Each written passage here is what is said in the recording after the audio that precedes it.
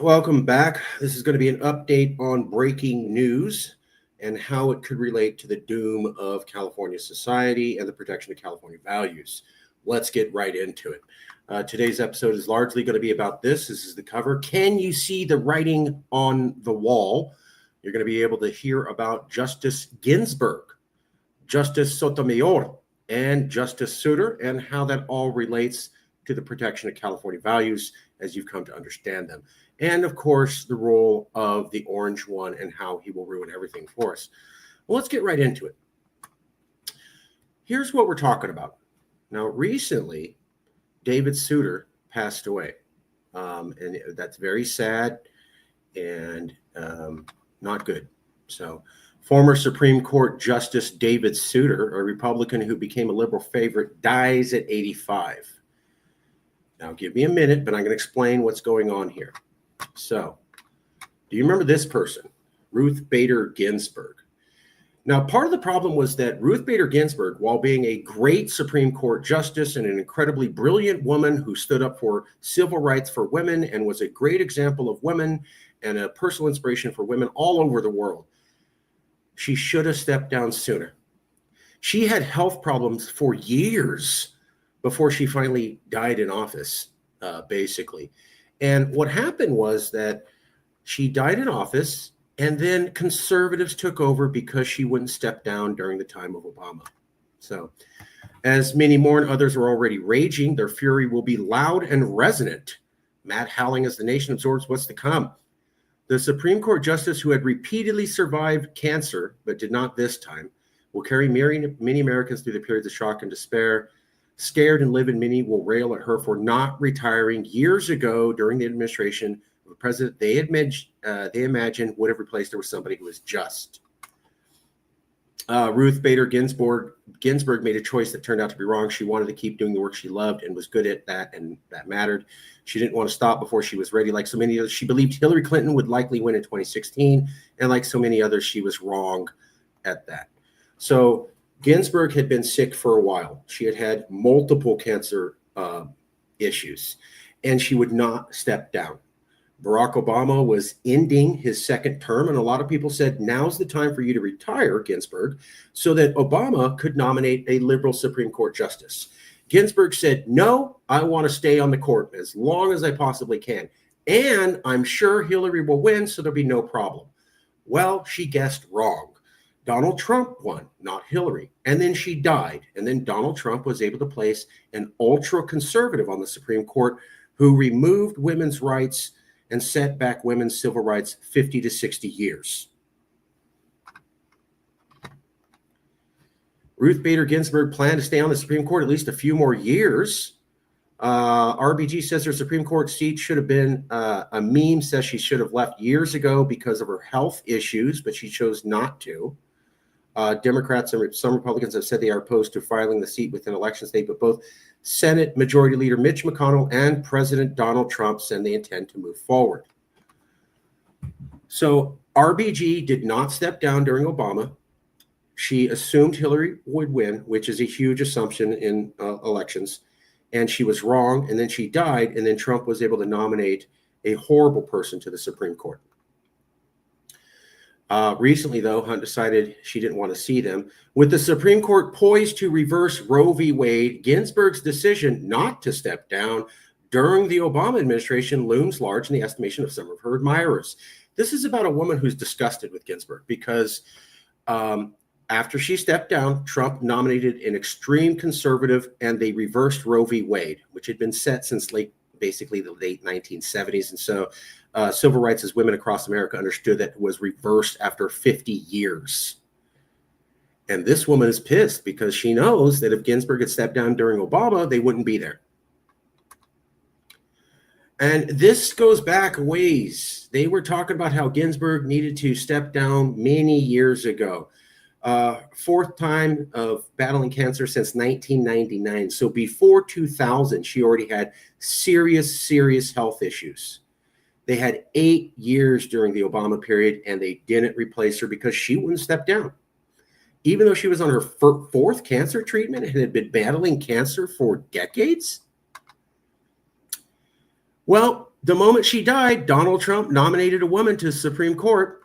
That woman was Amy Coney Barrett, who overturned Roe v. Wade. So Ginsburg doesn't leave. Trump nominates someone. They overturn Roe v. Wade, hurting women's rights. Well, now we're here with David Souter, and he dies. And now he wasn't currently in the Supreme Court, so it's not exactly an issue, but it reminds us of another potential issue. Justice Sotomayor. Now, she's a Latina, and I'm very proud of that. I want to celebrate Latin people doing well. Justice Sotomayor is the highest ranking Latin person, representative of La Gente, that's in the federal government. And of course, that's a huge source of pride for all Latin people, and especially for the Boricua community that she comes from. But here's the problem. She's extremely sick and old. Justice Sotomayor, the third oldest judge on the 9-member bench, has long been public about her living with type 1 diabetes. Trump's impending turn to the White House is now lending steam to anxious Democrats calling for her to resign so Joe Biden has the opportunity to nominate a younger replacement. But sources tell us, U.S. media, that Justice Sotomayor does not plan to go anywhere.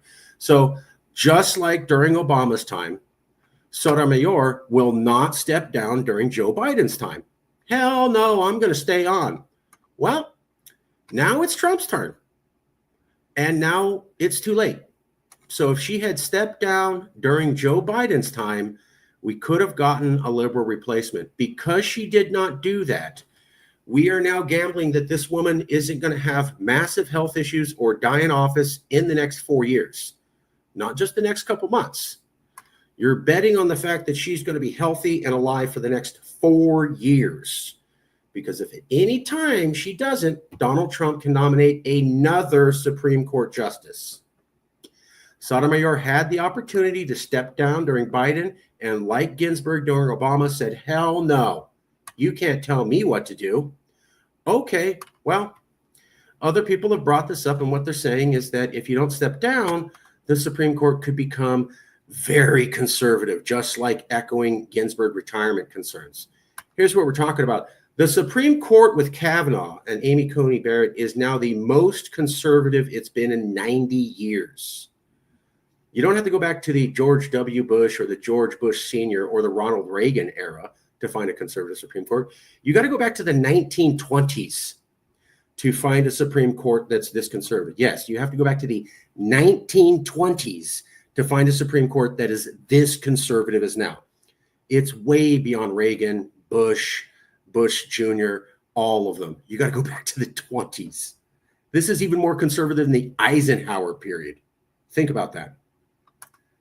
So what happens when they add an even more conservative Supreme Court justice on the court, which they're likely to do given Sotomayor's health? Well, birthright citizenship, or the removing the right that if you're born in America, you become an American citizen, which has basically been a quintessential part of American identity for the last couple centuries, is on the chopping block. Here's the problem. Donald Trump's super conservative Supreme Court is still not conservative enough to make that go away. But if they get another Supreme Court justice on there, they can absolutely get rid of birthright citizenship. And that's the point. We're talking about the most conservative Supreme Court in ever. And this is the court that overturned Roe v. Wade. And I'm 48 years old. People never thought that would be overturned, right? So this is a shock. Even they can't get enough votes to overturn even more egregious plans of Trump's policy, like getting rid of birthright citizenship. But if Sotomayor passes away, they absolutely can do that. And here's the thing. This Supreme Court has shown they're cool overturning precedent. So before they overturned Roe v. Wade, which was 50 years of precedent, they also overturned another court case that was 60 years of precedent. So this Supreme Court has no problem overturning precedent that goes back 50, 60, 70 years. They've already shown that they'll take away rights. And now because of Sotomayor, the situation is set for an even more Supreme Court justice unless she somehow holds on, doesn't get sick, and doesn't die in the next 4 years, which is what everybody thought about Ginsburg. Even though she had 4 separate battles with cancer, people were still saying, nope, she doesn't need to resign. She can hold on. And then she died in office and they all acted surprised. So dumb. It was clear she was passing. She did a lot of great work and she was awesome, but at some time the body gives out. And people said, no, you need to stick around. It was ridiculous to keep her on the course. Ridiculous. And now we're screwed, right? Sotomayor had her chance during a Biden. That's gone. So all you have is hope that the Supreme Court that overturned Roe v. Wade doesn't get another Supreme Court justice and do even more extreme things like remove parts of America that are central to American identity and have existed for over 2 centuries. Or you could not be part of that whole mess. Your call. We'll come back with more updates and more introductions to the quickly and continuously dissolving American empire. Talk to you soon.